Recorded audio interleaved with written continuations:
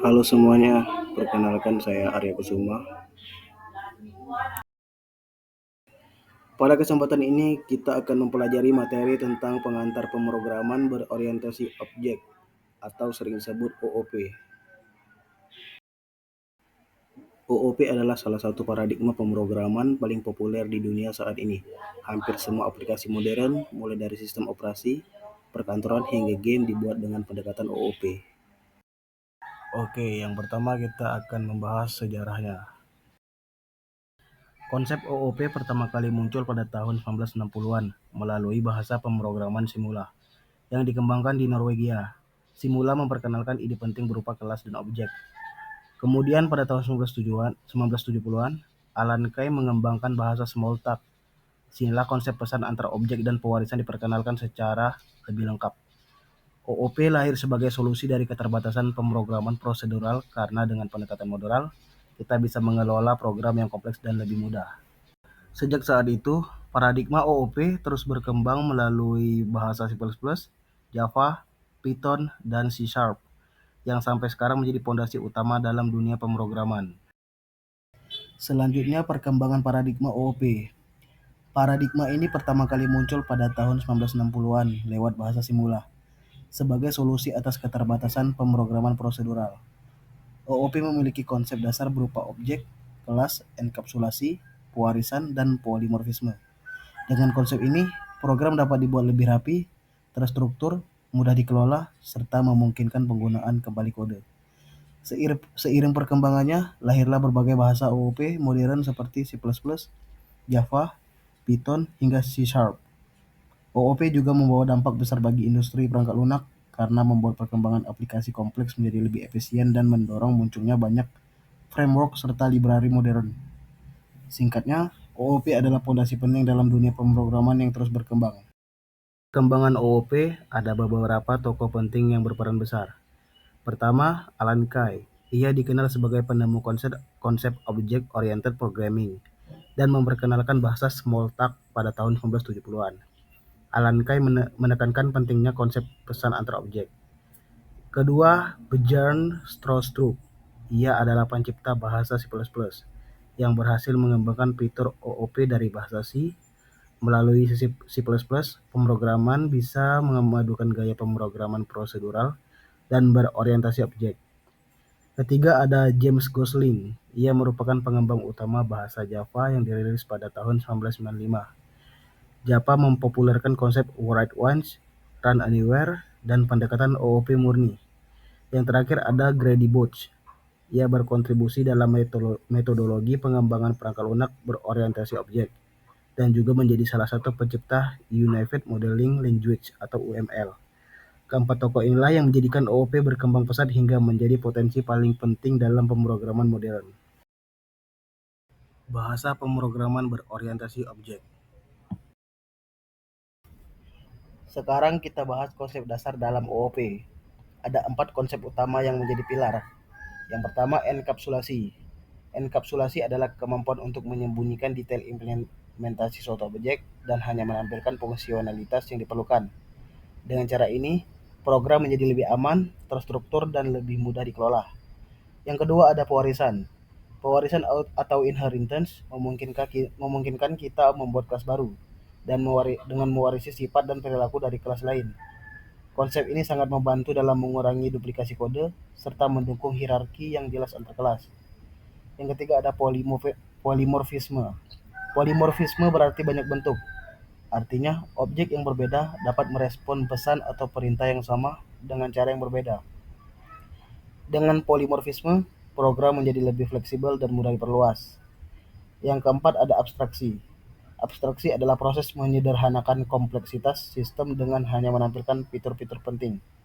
Hal ini membantu programmer fokus pada inti masalah, tanpa perlu pusing dengan detail teknis yang tidak relevan. Dengan memahami keempat konsep ini, kita bisa mengembangkan perangkat lunak yang modular, reusable, dan mudah dipelihara. Ada beberapa bahasa pemrograman yang menerapkan OOP, di antaranya Java, digunakan luas dalam aplikasi enterprise dan Android.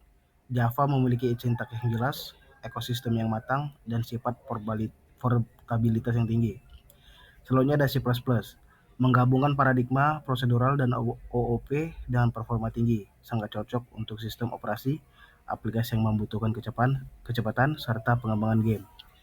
Terus ada Python, bahasa dengan sintaks yang sederhana namun kuat, sangat populer di bidang data science, kecerdasan buatan, dan web development berkat pustaka yang kaya. Terakhir ada C Sharp, dikembangkan oleh Microsoft dengan integrasi kuat ke ekosistem. Net, banyak digunakan untuk aplikasi Windows dan pengembangan game menggunakan Unity. Masing-masing bahasa memiliki kelebihan tersendiri, tetapi semuanya berbagi fondasi yang sama, yaitu konsep OOP. Selanjutnya, evolusi bahasa OOP. OOP dimulai tahun 1960-an dengan bahasa Simula, dikembangkan oleh Johan Dahl dan Christian Nygaard di Norwegia. Tahun 1970-an muncul Smalltalk di Xerox PARC oleh Alan Kay. Bahasa ini adalah OOP pertama yang benar-benar menerapkan konsep objek sepenuhnya. Pada tahun 1980-an, Bjarne Stroustrup mengembangkan C++ sebagai pengembangan dari bahasa C dengan tambahan fitur OOP. Ini jadi tonggak penting dalam evolusi bahasa pemrograman. Dan di tahun 1995, Java diperkenalkan oleh Sun Microsystems.